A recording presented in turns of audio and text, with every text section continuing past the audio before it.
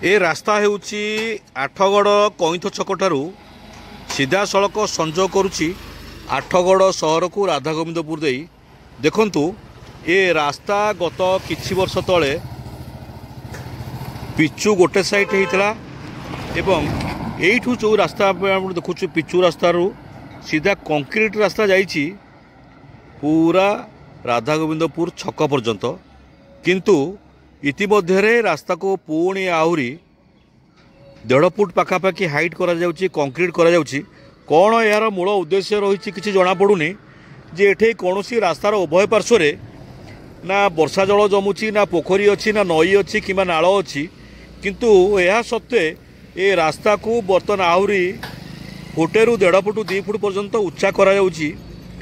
कहीं उच्चा करा जाउछि तार कारण केही कहि पारुनांती जो माने भी सबू एटी काम करुचंती आम तो पचारूँ से कहते उच्चा होची रास्ता किंतु रास्ता उच्चा हबार कारण किसी जना पड़ूना ये सरकार का माल दरिया में डाल जेहेतु मार्च मासरे सब काम सारिबा कथा तेणु से परिप्रेक्षी में जिते जहाँ पैसा आसूची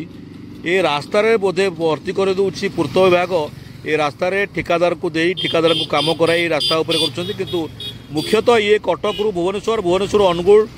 झारसुगुड़ा संबलपुर को रास्ता संजोग करुच्ची ये रास्ता पुनर्बार उच्चा करने फल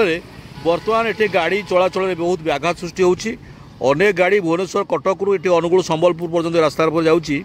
अनेक समय भिड़ जमुची कौन पाई रास्ता उच्चा होची तार कारण बोधहुए केवल ही पूर्त विभाग दे पारिबो।